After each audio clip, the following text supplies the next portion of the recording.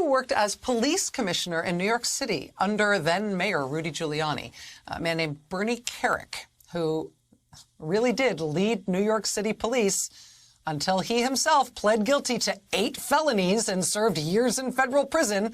Bernie Kerik, who naturally is part of this whole mess on the Trump side, he has not only agreed that he will testify to the January 6th investigation next week, he has produced what Politico today describes as a, quote, trove of documents to the investigation.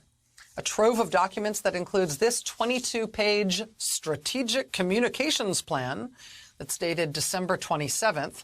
You see the subhead there in red. We have 10 days to execute this plan and certify President Trump. It's not really a plan. It's basically a set of talking points. But this is what they say is their talking points message targeted to, quote, everyone. You cannot let America itself be stolen by criminals. You must take a stand, and you must take it today. But here's the really interesting part. He also handed over what his lawyer is calling a privilege log. Now, privilege log is a real thing in court proceedings when somebody who's part of a court proceeding has to hand something over, but something can't be handed over because of the type of document it is, because it is implicated in, it implicates the attorney-client privilege or some other privilege that should shield it from being handed over to the court. Privilege logs are a real thing. Privilege logs don't look like this. What Bernie Kerik produced as his, quote, privilege log, this is like the bazooka bubblegum wrapper cartoon version of a privilege log. But it is Mr. Kerik's explanation to the January 6 investigators of what he is not handing over to them and why. He has given them a trove of documents. He's not given them everything they've asked for. This is his privilege log that explains why they're not getting some of the things that he has. And it's not a document that overall inspires confidence. Literally, here's Kerik's description of one of the things he says he's not handing over to the investigation, because he says it's protected by attorney-client privilege. This is how Kerik describes that document. Type of document, reports prepared by volunteer third parties for the Trump legal team. Basis for withholding, retained by the Trump legal team in anticipation of litigation. Date, 28 November 2020, addressees, Giuliani. And then the title of the document being withheld on this basis, quote, compilation of rants.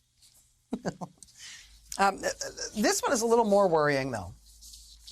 Basis for withholding, documents drafted and or edited by attorney. Date, December 17th, 2020. Type of document, draft POTUS letter, meaning draft of a letter from the President of the United States.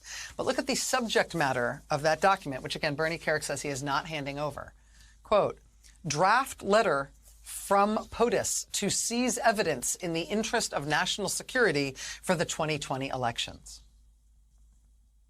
A draft letter to be released by then President Trump, written for him by an attorney, a letter explaining or announcing that he is seizing evidence for the 2020 elections under some national security guise.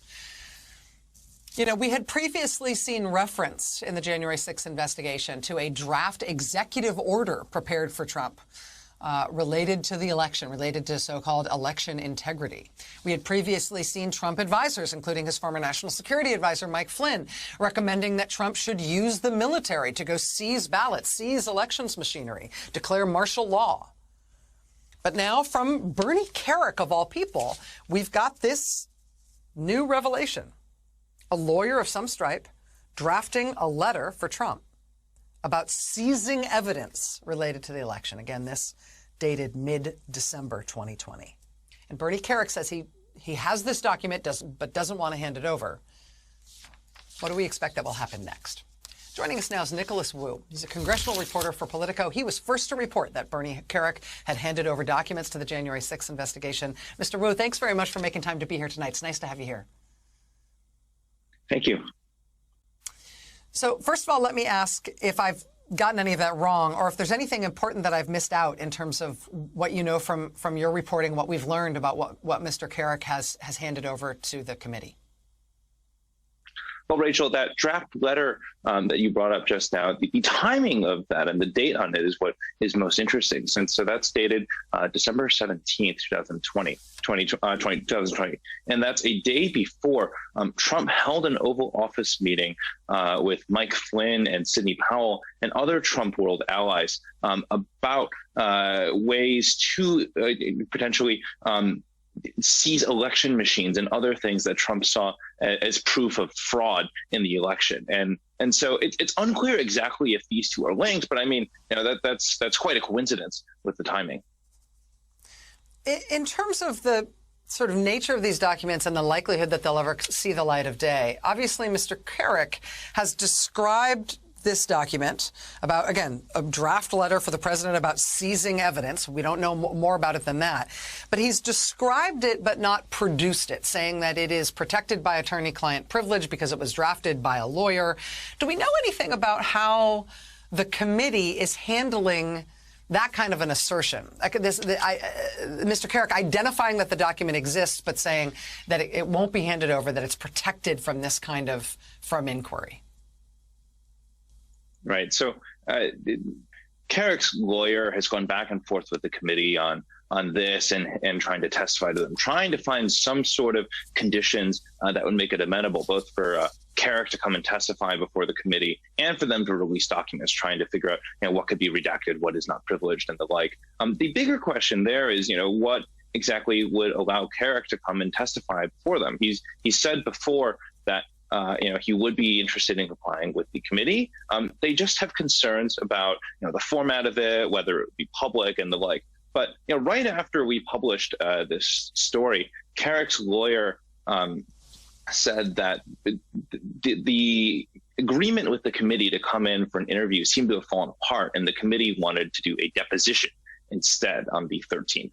Now, this is something that Carrick's lawyer and Carrick have opposed previously because they don't see the committee as being able to hold a deposition for various technical reasons. And so, this is part of the back and forth here between Carrick and the committee, and we'll see that play out over the next week as we get closer to that deadline to actually come in for an interview.